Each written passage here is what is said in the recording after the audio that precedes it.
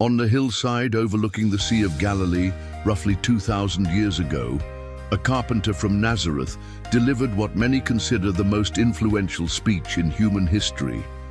The Sermon on the Mount, recorded in Matthew chapters 5 through 7, contains ideas so revolutionary that they continue to shape laws, ethics, social movements, and individual consciences across the globe.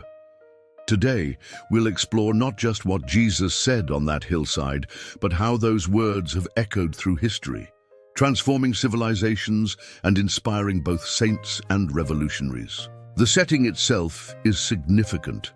Unlike the grand amphitheaters where Roman orators delivered their speeches, or the marble steps of the temple where religious authorities proclaimed their pronouncements, Jesus chose a simple hillside in rural Galilee. This wasn't an accident. It was a deliberate statement about the kind of kingdom he was announcing and who would be welcome in it. The audience was equally significant. Matthew tells us that the crowds followed Jesus up the mountain, but he also specifically mentions that Jesus began to teach his disciples. This suggests both an inner circle of committed followers and a broader audience of curious seekers, people from all social classes, occupations, and backgrounds who sensed that something unprecedented was happening. The sermon begins with the Beatitudes, a series of declarations that immediately turn conventional wisdom upside down. "Blessed are the poor in spirit," Jesus announces, "for theirs is the kingdom of heaven." In a world that equated material prosperity with divine blessing, this was revolutionary. The poor weren't cursed by God, they were specially favored. This single statement would eventually undermine centuries of religious justification for social inequality. "Blessed are those who mourn, for they will be comforted." Here, Jesus acknowledges suffering as a universal human experience while promising divine consolation. This wasn't the stoic endurance promoted by Greek philosophy or the fatalistic acceptance taught by some Eastern religions. It was a promise that pain has meaning and that comfort will come. "Blessed are the meek, for they will inherit the earth." Perhaps no statement in the Beatitudes has proven more prophetic or more influential. Throughout history, empires built on military might have crumbled, while movements founded on moral authority have endured.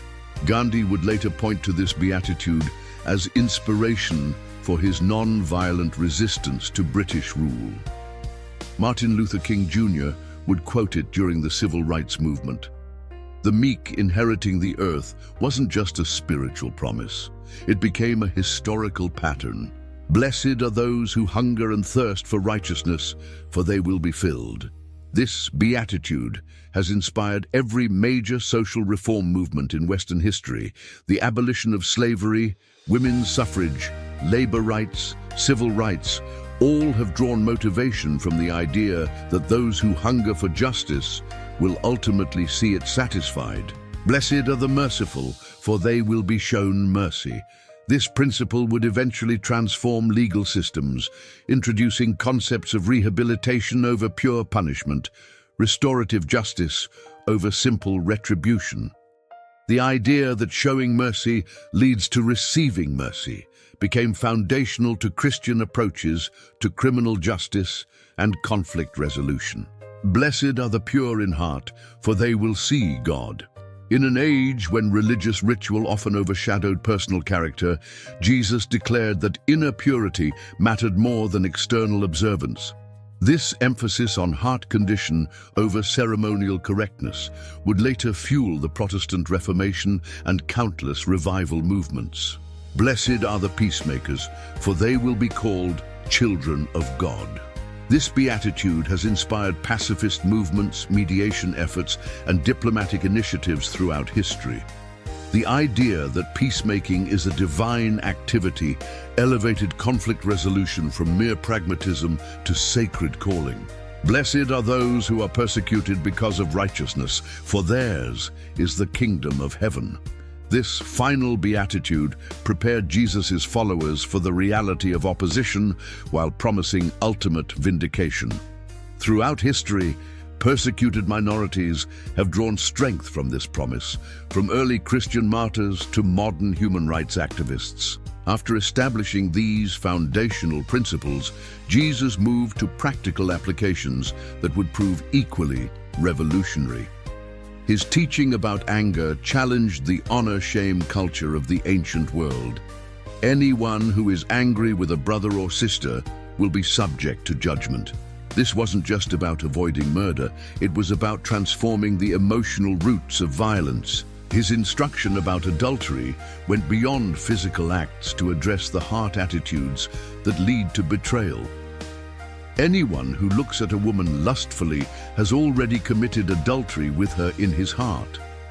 This standard of inner purity would influence everything from medieval concepts of chivalry to modern discussions about objectification and consent. Perhaps most revolutionary was Jesus' teaching about retaliation. You have heard that it was said, eye for eye and tooth for tooth. But I tell you, do not resist an evil person.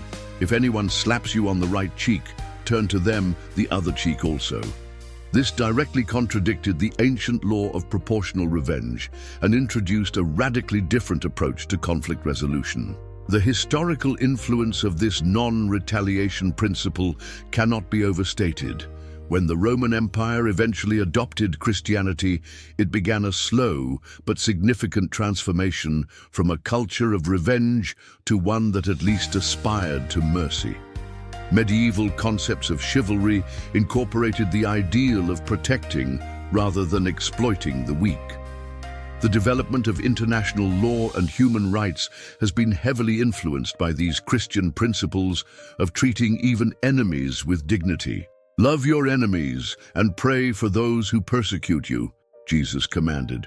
This may be the most radical statement ever made about human relationships. Every culture teaches loyalty to friends and family, but Jesus demanded love for enemies.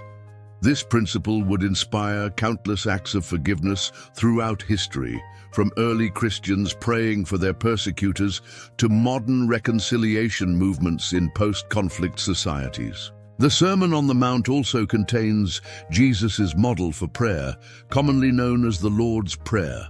This simple, profound prayer has been recited billions of times across 20 centuries, shaping how entire civilizations understand their relationship with the divine. Its emphasis on forgiveness, daily provision, and protection from evil established patterns of thinking about God that would influence art, literature, law, and personal devotion for millennia. Forgive us our debts, as we also have forgiven our debtors, the prayer requests. This linking of divine forgiveness with human forgiveness became central to Christian ethics and influenced legal concepts of mercy, pardon, and rehabilitation. The idea that receiving forgiveness requires extending forgiveness transformed approaches to justice and reconciliation. Jesus' teaching about worry and material provision also proved historically significant. Do not worry about tomorrow, for tomorrow will worry about itself. This wasn't passive fatalism, but active trust in divine providence.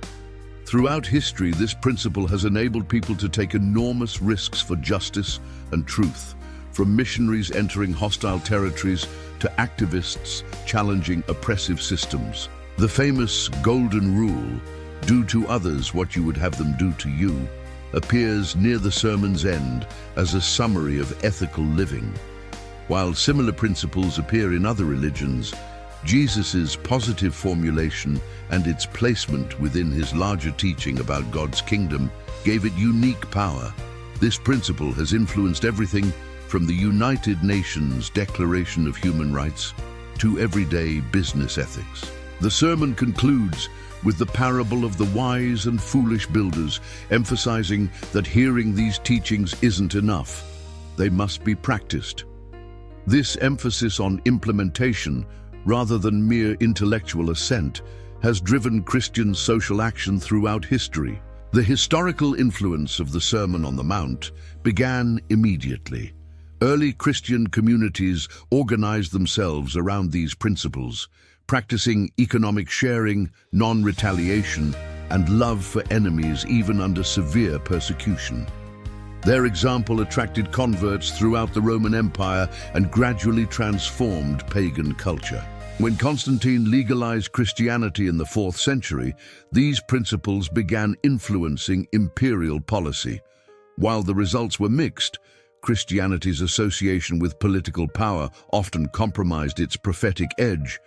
Concepts of mercy, concern for the poor, and human dignity began appearing in Roman law. Medieval Christianity struggled with how to apply the sermon's radical ethics in a world of political complexity.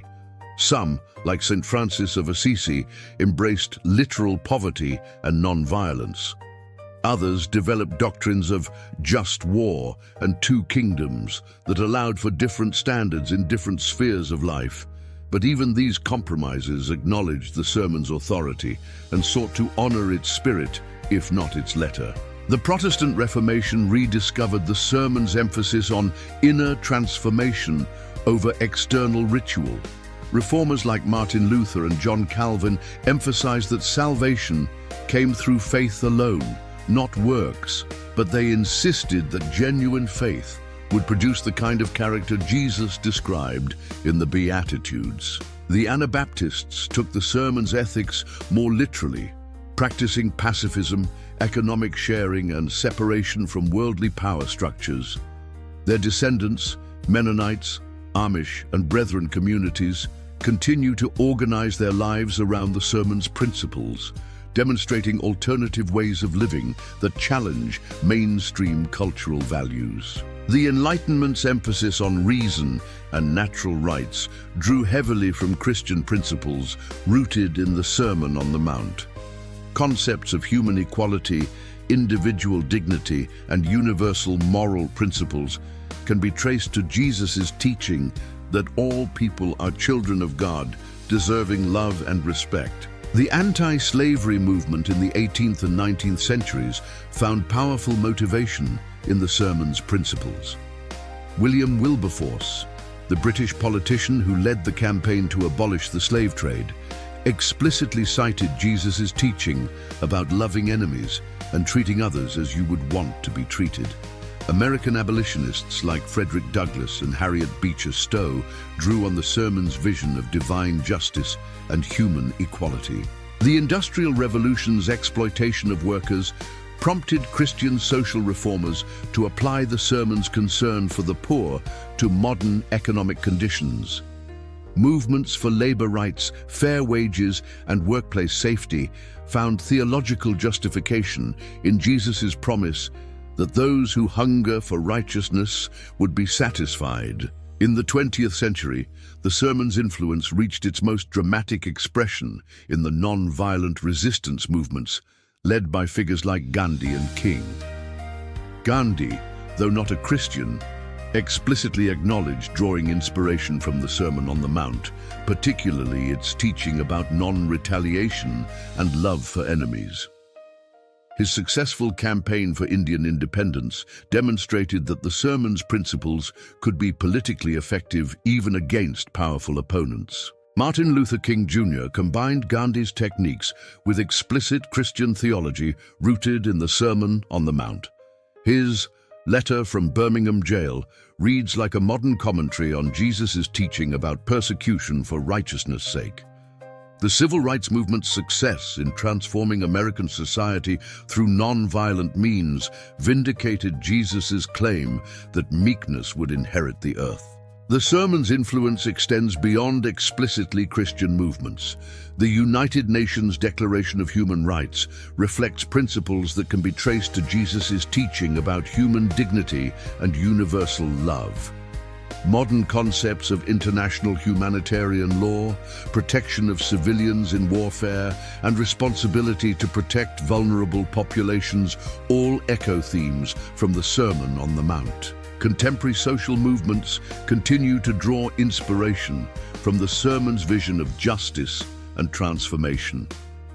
Liberation theology in Latin America emphasized Jesus' concern for the poor and oppressed. The sanctuary movement protecting refugees environmental activism motivated by stewardship principles, and restorative justice programs all reflect the sermon's influence on modern conscience. The sermon's impact on literature and art has been equally profound. Dante's Divine Comedy structures its moral universe around principles derived from the Beatitudes. Shakespeare's Merchant of Venice explores themes of mercy versus justice that echo Jesus' teaching. Dostoevsky's novels grapple with questions of forgiveness and redemption rooted in the sermon's ethics. Modern cinema continues to explore the sermon's themes. Films like Dead Man Walking, The Mission, and Romero examine what it means to love enemies, show mercy, and pursue righteousness in complex moral situations. Even secular productions often reflect the sermon's influence on Western concepts of heroism, sacrifice, and moral transformation. The sermon's influence on personal ethics remains perhaps its most significant legacy. Countless individuals throughout history have found in these teachings a framework for living that offers both practical guidance and transcendent purpose. The principles of integrity, mercy, peacemaking, and love for enemies continue to challenge and inspire people across religious and cultural boundaries. Critics have often dismissed the sermon's ethics as impractical or naive, arguing that loving enemies and turning the other cheek invite exploitation and abuse. But historical evidence suggests otherwise. Societies that have taken these principles seriously have often experienced greater social cohesion, lower levels of violence, and more sustainable prosperity than those organized around purely competitive or coercive principles. The sermon's vision of human transformation, the idea that people can change from the inside out, that mercy is more powerful than vengeance, that love can overcome hatred, has repeatedly proven its practical value. Even partial applications of these principles have yielded remarkable results in contexts ranging from post-apartheid South Africa to post-genocide Rwanda. As we face contemporary challenges like climate change, global inequality, and international conflict, the Sermon on the Mount offers resources that remain remarkably relevant. Its vision of human beings as children of God with inherent dignity and responsibility challenges purely materialistic approaches to these problems. Its emphasis on inner transformation alongside social action suggests that lasting change requires both personal and structural transformation. The sermon's teaching about worry and material provision speaks to societies struggling with consumerism and environmental degradation. Its emphasis on justice and mercy offers frameworks for addressing inequality and conflict. Its vision of peacemaking and enemy love provides alternatives to cycles of retaliation and violence that threaten global stability. Perhaps most importantly, the Sermon on the Mount continues to offer hope that transformation is possible for individuals, communities, and entire civilizations. The same principles that inspired the abolition of slavery, the achievement of civil rights, and the fall of apartheid continue to offer guidance for addressing contemporary injustices and conflicts. The hillside where Jesus delivered this sermon remains a place of pilgrimage for millions of people annually. But the real monument to the Sermon on the Mount isn't found in any physical location. It's found in the transformed lives, reformed institutions, and renewed hope that continue to flow from these ancient words. Nearly 2,000 years after they were spoken, Jesus' teachings from that Galilean hillside continue to shape how humanity understands justice, mercy, love, and the possibility of transformation. The sermon reminds us that the most powerful force in human history isn't military might or economic power, but moral authority rooted in love, truth, and sacrifice for others. It challenges every generation to imagine and work toward a world where the meek inherit the earth, where mercy triumphs over judgment, and where love overcomes even the deepest hatred. That vision remains as radical today as it was 2,000 years ago, and its historical influence suggests it will continue shaping human civilization for generations to come.